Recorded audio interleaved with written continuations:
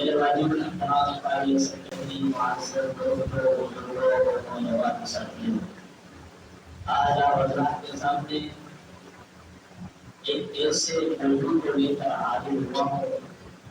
کہ جس موضوع کی ہمارے یہاں اس معاشرے میں بہت زیادہ ضرورت ہے اور بہت زیادہ اس موضوع کو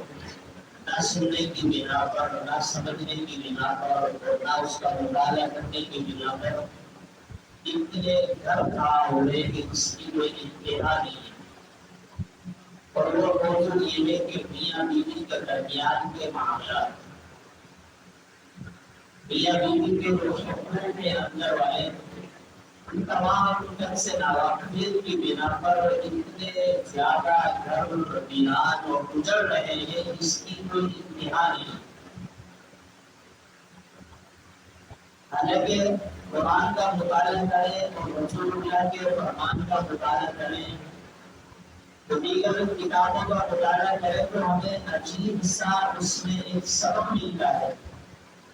اور قرآن کا مطالعہ ہمیں یہ بتاتا ہے کہ اللہ کا قرآن یہ کہتا ہے وَإِنَّ لِبَاسٌ لَكُمْ وَأَنْتُمْ لِبَاسٌ لَهُمْ،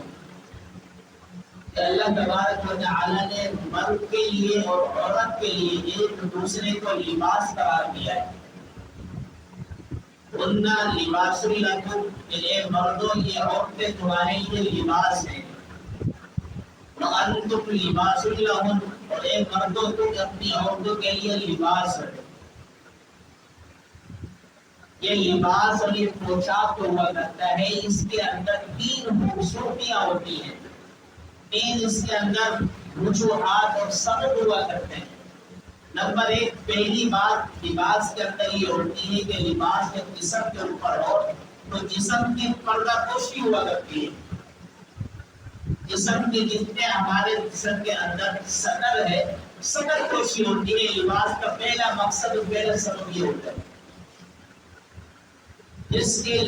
جسم پر لباس ہوگا، جس کے بدن پر لباس ہوگا تو اس کی سطر پوشی ہوگی، اس کا سطر ڈھانپا جائے گا، اس کا سطر چھپایا ہوا ہوگا۔ لیکن جس کے جسم پر بدن پر لباس نہیں ہوگا تو اس کا جسم ننگے ہونے کی مالک ہے، برہنہ ہونے کی مالک ہے۔ تو نہیں اسی طرح اگر کوئی مرد ہے، وہ شوہر ہے اور اس کے نکاح کے اندر اس کی کوئی ایک خاتون ہے، اس کی بیوی ہے، تو وہ مرد اپنے عورت کے لیے لباس کی طرح ہے، اور اس کی جو عورت ہے وہ اپنے مرد کے لیے لباس کی طرح ہے۔ مطلب یہ ہے کہ اگر کوئی عورت ہے اس کے اوپر اس کا قابل ہے تو اس کے تمام جتنا بھی سطر ہے وہ اپنے قابل کی بنا پر چھپا ہوا ہے۔ اور اسی طریقے سے کوئی مرد ہے اور مرد کے نکاح کے اندر کوئی عورت ہے، اس عورت کی بنا پر اس کے شوہر کا سطر بالکل چھپا ہوا ہے، یعنی سطر کی حفاظت ہے۔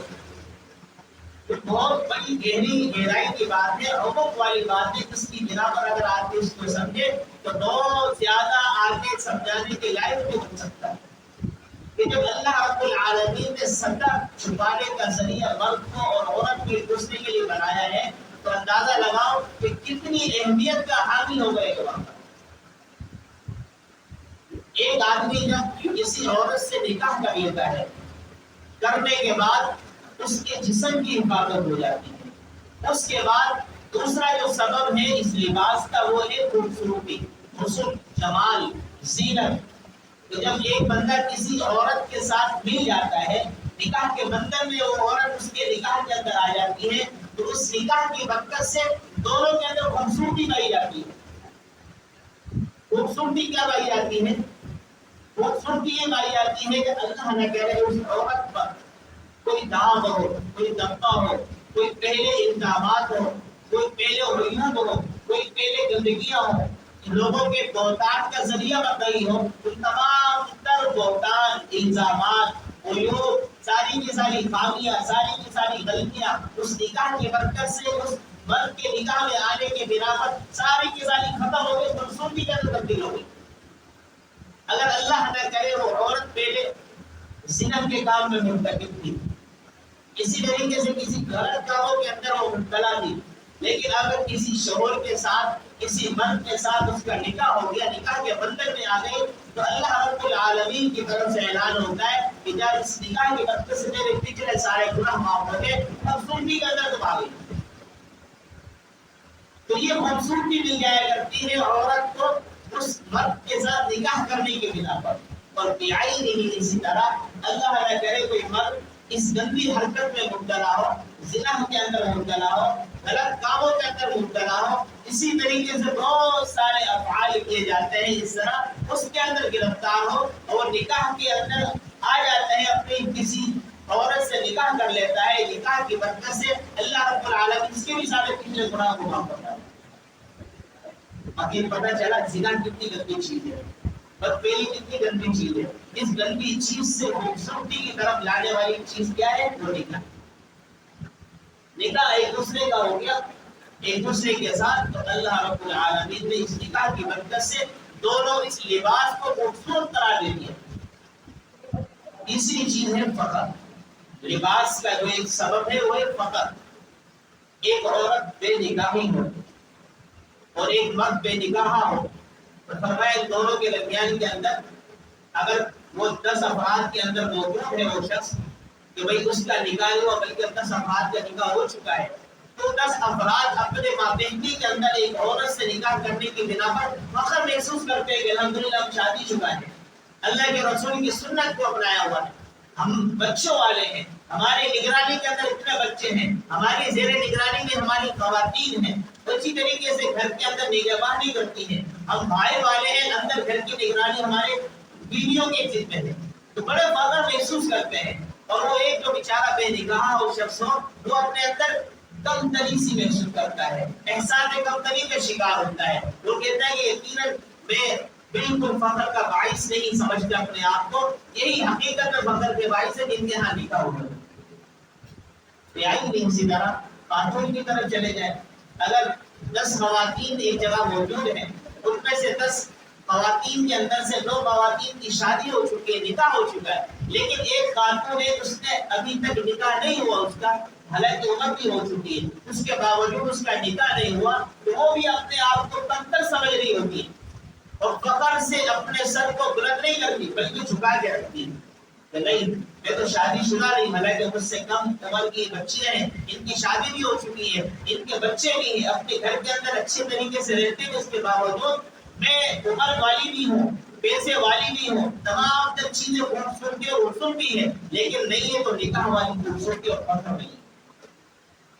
تو بتانے کا مقصد یہ ہے کہ اللہ رب العالمین نے اس میاں بیوی کے تعلقات کو یوں سمجھایا ہے اور یوں سمجھنے کے لیے آگے ہمیں سبق دیا ہے کہ لباس ہو ایک دوسرے کے لیے، اگر لباس اترتا ہے خدا کی قسم تابدار ہو جاتا ہے انسان کو، بالکل معیوب سمجھا جاتا ہے، برا سمجھا جاتا ہے، گندا سمجھا جاتا ہے، معاشرے میں اس کو پاگل اور دیوانہ سمجھا جاتا ہے۔ جو بندہ اگر کسی مارکیٹ کے اندر روڈ کے اوپر ننگا ہو جائے اس کو لوگ کیا سمجھیں گے؟ پاگل ہے، دیوانہ ہے، مستانہ ہے، مجنون ہے۔ اگر ایک آدمی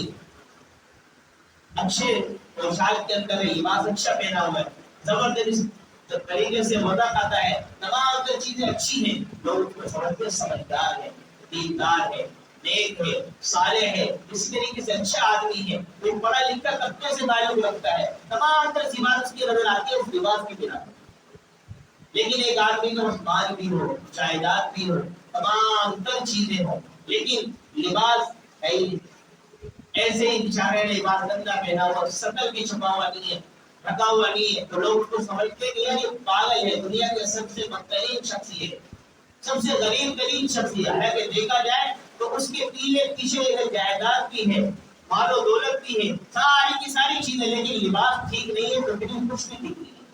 اس لیے اللہ رب العالمین نے مرد کو عورت کے لیے اور عورت کو مرد کے لیے لباس بنایا ہے۔ اور عورتوں سے محبت کرنا شوہر کے ذمے ہے، اپنی بیوی سے محبت کرنا ذمے ہے، محبت ایسی کی جائے جس میں آپ علیہ الصلوۃ والسلام نے حضرت عائشہ رضی اللہ تعالی عنہا اور دیگر ازواج مطہرات سے کتنی محبت فرماتے اللہ کے رسول۔ روایات میں آتے ہیں کہ ایک ساتھ کھانا کھاتے، اما عائشہ لاتی حضور علیہ الصلوۃ والسلام کے ساتھ، جس ہڈی کو چوسا کرتے اما عائشہ چوستی، اسی ہڈی کو اللہ کے رسول کے منہ سے نکال کے چوستی، یہ محبت ہے۔ جس پیالے میں جس جگہ پر منہ لگا کر اما عائشہ پیا کرتی اسی پیالے سے اسی جگہ پر منہ بہو اللہ کے رسول ہونٹوں کو لگا کر پیا. یہ محبت تھی. اور اتنی محبت کیا کرتے تھے جس کی کوئی انتہا نہیں. کبھی کھیل کود کے اندر ایک واقعہ اس طرح آتا ہے کہ اما عائشہ رضی اللہ تعالی عنہا چھوٹی تھی عمر کے اندر اور کھلونوں وغیرہ سے کھیلا کرتی تھی. آپ علیہ الصلوۃ والسلام بازار سے کھلونے لے کر آئے کرتے اور اما عائشہ کو دیا کرتے اے عائشہ آپ اس سے کھیلا کریں. جب آپ کھیلتی ہو مجھے بہت پیاری لگتی ہے. آپ خاطر تواضع کیا کرتے تھے, اتنی محبت کرتے, بہت ساری چیزوں کو پیچھے ڈال دیتے کہ کوئی بھی مسئلہ ہوتا ہے. ایک مرتبہ کا واقعہ ہے کہ حضرت عائشہ رضی اللہ تعالی عنہا آپ صلی اللہ علیہ وسلم سے تھوڑے سے بڑے چڑھ کر بات کر رہی ہیں, تھوڑی اونچی آواز سے بات کر رہی ہیں. جیسے آواز سے بات کرتے تو فوراً حضرت ابوبکر صدیق, حضرت عائشہ صدیقہ رضی اللہ تعالی عنہا کی والدہ نے تشریف لیا ہے, فوراً چڑھ آئے حضرت عائشہ پر اور جیسے کہ مارنے کے قریب ہو گئے جیسے چماڑ مارنے پڑے ہوئے. آپ نے صحابہ کا ہوا تھا ٹھہرو ٹھہرو, چھوڑ دو یہ کہ کچھ نہیں ہو رہا ہے, کچھ بھی نہیں ہو رہا, جو کرنے دو جو نہیں, آپ چلے گئے. اپنا عائشہ رضی اللہ تعالیٰ عنہ سہن گئی ہوئی اور حضرت ابوبکر صدیق چلے گئے اور کہا عائشہ دیکھو میں نے تمہیں کیسے بچایا, دیکھو میں نے تمہیں کیسے بچایا. اس طرح بھی کبھی ان کا نازو اسی طریقے سے نخرے جھیلنا برداشت کرنا یہ محبت کی علامت ہوا کرتی. ہمارے دل چیزیں نہیں لاتے, ذرا سا میں کوئی نقصان ہو جائے, کھانے پینے میں نمک نیچے کوئی دیر ہو جائے, ہلکی ہو جائے, فوراً ڈانٹنے میں آ جاتے ہیں, مارنے پر آ جاتے ہیں, برا بلا کہتے ہیں کہ وہ بیچارے دوبارہ کھانے بناتے ہونا تو کابری ہوتی کہ انہوں نے کیسے بنے. ساری کی ساری چیزیں ہمیں دیکھنی چاہیے. آپ علیہ الصلوۃ والسلام کی خدا کی قسم سیرت کو اٹھا کر دیکھیں, پڑھے آپ کو اندازہ ہوگا. آپ علیہ الصلوۃ والسلام کی بیٹیاں نہیں تھیں, ان کی بیٹیاں نہیں ہیں, ان کی اولاد نہیں, ان کے تمام تر خادمین صاحب سارے کے سارے موجود ہیں ہمارے پاس. آپ علیہ الصلوۃ والسلام کی اتنی خوبصورت اور خوبصورت زندگی ہے جس کی میں اور آپ فرمائیں کہ بالکل نقل بھی کرنا چاہے نقل کر بھی نہیں سکتے, لیکن نقل کرنی چاہیے. آپ علیہ الصلوۃ والسلام کی سیرت کو پڑھنا چاہیے, آپ علیہ الصلوۃ والسلام کی سیرت کا جو مطالعہ کرنا چاہیے. تو ہمارے پاس مختصر وقت ہے, ہم تو آپ کو صرف جھلک دکھاتے ہیں, آپ کو بتلا کے اس طرح آپ کو لے جاتے ہیں کہ وہ سیرت کی جو کتابوں کا مطالعہ کیا جائے, ان کو پڑھا جائے. 15-20 منٹ میں کیا بیان کیا جا رہا ہے, کچھ بھی نہیں. لیکن صرف آپ کو کچھ سب توجہ کرانے کے لیے فکر پیدا کرنے کی ضرورت ہے. تو آپ علیہ الصلوۃ والسلام کی زندگی ایسی ہے کہ جس کو پڑھنے کے ہر ایک مسلمان خدا انگریز بھی پڑھتے ہیں. اللہ کی قسم آپ علیہ الصلوۃ والسلام کی زندگی اور خلفاء راشدین کی زندگی کو انگریز نے بھی پڑھا ہے اور انگریز پر عمل بھی کر رہا ہے. صرف ہم کہتے ہیں ساری کی ساری چیزیں پائی جاتی ہیں انگریز میں, صرف نہیں ہے تو کلمہ نہیں پڑھ رہا. کلمہ جس دن پڑھ لے ہم سے زیادہ اچھے مسلمان ہوتے ہیں.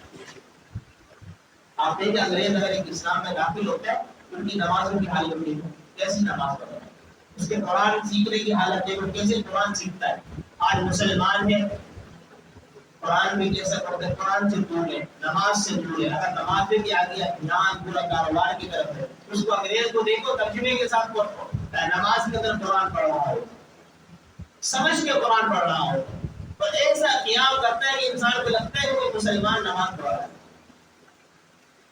جیسے ہمارے کرکٹر سابق دن میں گزرے محمد یوسف, پہلے کسی زمانے کے اندر عیسائی تھے, جو مسلمان ہوئے, مسلمان ہونے کے بعد ان کی جو نمازوں کو دیکھا گیا کہ نماز جب پڑھتے قیام کے اندر کھڑے ہیں تو کھڑے ہی ہیں, آدھے آدھے پورے پورے گھنٹے کا قیام کرتے ہیں نماز کرتے. کسی نے کہا کہ یوسف آپ اتنی لمبی نمازیں کیوں پڑھتے ہو. عجیب خوبصورت انہوں نے ارشاد فرمایا, کہنے لگے تمہیں جو کلمہ ملا ہے ماں کی گود میں ملا ہے, ہمیں ابھی کلمہ ملا ہے, ہمیں قدر ہے, ہمیں پتہ ہے کہ ہماری کتنی زندگی گزر چکی ہے اور ہمیں کتنی باقی پتہ ہے. اس لیے ان کو قدر ہے. لہٰذا مسلمانوں کو چاہیے کہ مسلمان بھی آپ علیہ الصلوۃ والسلام کی سیرت کا مطالعہ کریں, خلفاء راشدین کی سیرت کا مطالعہ کریں. جب یہ ان کی سیرت کا مطالعہ کریں گے تو ہمارے گھروں کے اندر محبت ہوگی, آپس کے اندر اختلافات ختم ہوں گے. اللہ کی قسم ذرا ذرا بھی چھوٹی چھوٹی باتوں کے اوپر ناراض ہو جانا, اپنے گھروں کو ویران کر دینا, یہ کوئی عقل مندی کا کام نہیں ہے, بے عقلی بے وقوفی ہے. ذرا ذرا چھوٹی چھوٹی باتوں کے اوپر جب دین ہوتا ہے, اسلام ہوتا ہے انسان کی زندگی میں, یہ چھوٹی چھوٹی سی باتیں کچھ بھی نہیں ہوتی, بڑی بڑی باتیں بھی ختم ہو جاتی, کوئی مسئلہ نہیں. حدیث شریف میں آتا ہے ایّم امرأتی، کوئی بھی عورت ماتت وہ مر گئی اس حال میں وزوجها عنه راضی کہ اس کا شوہر اس سے راضی تھا، اس حالت میں وہ مری دخلت الجنہ، وہ جنت میں داخل ہوئی۔ کہ کوئی عورت اس حالت میں مری کہ اس کا شوہر اس کے مرنے کے وقت اس سے راضی تھا، جنت میں داخل ہوئی۔ اور اس عورت کے بارے میں بتایا کہ وہ عورت اگر اس انداز سے رات کو سوئی تو شوہر ناراض تھا، اللہ کی لعنت، فرشتوں کی لعنت، اسی طریقے سے فرمایا کہ کل کائنات کی لعنت ہوتی ہے اس کے اوپر۔ لیکن کتنی ہماری خواتین بیچاری بچیاں رائے ایسی ہے کہ وہ اس طرح روزانہ یہی کرتی ہیں، اپنے شوہروں کو ناراض کر کے بڑے خوش ہوتی ہیں کہ دیکھو کہ کیا کہ اپنے بہنوں کو اور دیگر اپنی سہیلیوں دوستوں کو بتاتی ہے کہ میرا شوہر تو مجھ سے ڈرتا ہے۔ فخر کی بات نہیں ہے، بے وقوفی کی بات ہے، یہ شرم اور اسی طریقے سے حیا بے غیرتی کی بات ہے۔ بجائے اس کے کہ یہ دعوت دی جاتی کہ اپنے شوہروں کے ساتھ نرمی والا معاملہ رکھے، بیچارے صبح سے نکلتے ہیں رات تک کمانے کے لیے جاتے ہیں، سارا خوش کرتے ہیں، گھر میں اگر چاہیے تھوڑا سا سکون چاہیے۔ اب سکون دو طرح کا ہوتا ہے، جیسے کہ اللہ رب العالمین نے قرآن میں بتایا کہ یہ سکون ہے، اللہ تعالیٰ نے اس عورت کو بنائے شروع کے سکون کے لیے۔ قرآن کے اندر اللہ لفظ لے کر آئے یسکن الیہا، سکون کے لیے بنایا ہے تاکہ سکون حاصل کیا جائے۔ دو طرح کا سکون ہے، ایک تسکین ہوتی ہے جنسی تسکین،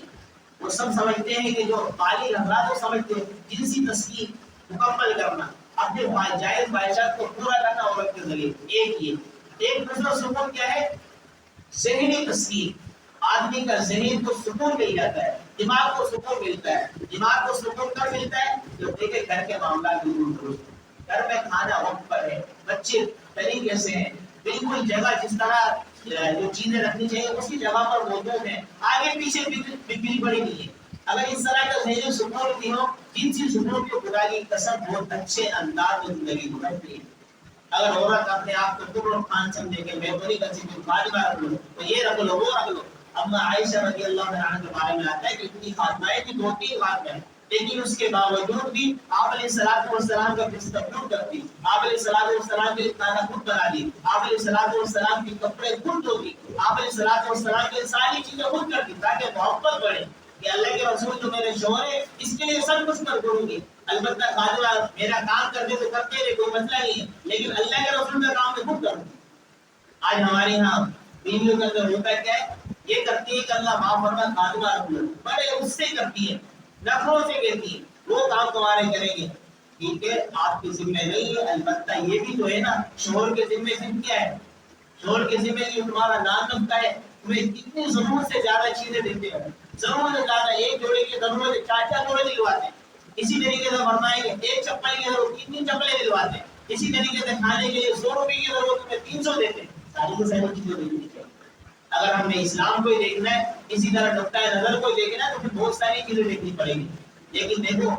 دیکھنا یہ پڑتا ہے کہ باہمی تعلقات اور اچھے انداز میں نرم لہجے سے محبت اور غربت کے اندر چلتا ہے تو بہت ساری چیزیں لمبی جوڑی بھی سمٹ کر اچھی آ جاتی ہیں۔ لیکن اللہ معاف فرمائے اگر آدمی کے تعلقات خراب ہو جائیں تو خدا کی قسم میاں بیوی کے جو تعلقات خراب ہوتے ہیں نا، یہ نہ سمجھے کہ میاں بیوی کے تعلقات خراب ہو رہے ہیں، یہ تمام تر رشتے داری خاندانی معاملات خراب ہو رہے ہیں۔ جو ہمارے چھوٹے چھوٹے بچے ہوتے ہیں، اگر ماں باپ کے تعلق ختم ہو گیا، طلاق تک معاملہ چلے گیا تو بچے تو اڑ گئے، ختم، خراب ہو گئے۔ اب اسی طریقے سے لڑکی کے خاندان والے بھی رسوا ہو گئے، لڑکے کے خاندان والے بھی رسوا ہو گئے، پھر ان کے رشتے دار کے طور پہ فلاں کی بچی کو طلاق ہو گئی، فلاں کے لڑکے نے طلاق دے دی، اس کے تو 2 بچے ہیں، ان بچوں ہو گیا ہوگا، ان دونوں کے معاملات خراب ہو گئے، یہاں تک کہ دونوں خاندانی معاملات خراب ہو جاتے ہیں۔ اس لیے مدارہ درمیان کے اندر اپنے اندر محبت کو برقرار رکھے، الفت کو برقرار رکھے، اور اس آیت کو سامنے رکھے کہ ایک دوسرے کے لیے میاں بیوی لباس کی مانی دے۔ جب لباس اترتا ہے تو سب کچھ نظر آ جاتا ہے۔ خدا کی قسم یہ بھی لباس اترتا ہے نا، طلاق کی صورت میں جب شوہر طلاق کی صورت میں عورت کو اوپر سے اس کے لباس کو اتارتا ہے، اسی طریقے سے شوہر کے اوپر بھی یعنی طلاق دے کے اپنے اوپر سے لباس کو اتارتا ہے، پھر دونوں کے عیوب سامنے آتے ہیں کہ کون گندا تھا، کون کیسا تھا، کون کیا تھا، ہوتا بھی نہیں اس کے باوجود اللہ معاف فرمائے یہاں تک کانوں کے اندر آواز آئی ہے، عورت تو بولتی ہے کہ میرا یہ شوہر کا نامرد تھا، میرے شوہر میں یہ چیز تھی، حالانکہ ایسا کچھ بھی نہیں ہوتا، لیکن الزام تراش چلتی ہے کسی طریقے سے بھی وہ جو شوہر ہوتے ہیں وہ اپنی بیوی کو الزامات لگاتے ہیں کہ میری شوہر تو کسی دوسرے سے تعلقات رکھتی تھی، سارے کے سارے معاملات کھل کے آنے لگ جاتے ہیں، لہٰذا اس پردے کی صورت برقرار رکھنی چاہیے۔ اللہ تعالیٰ سے دعا ہے کہ اللہ رب العالمین ہمارے جتنے بھی جوڑے ہیں ان کے اندر باہم محبت الفت اور عقیدت پیدا کرنا، وما علینا الا البلاغ۔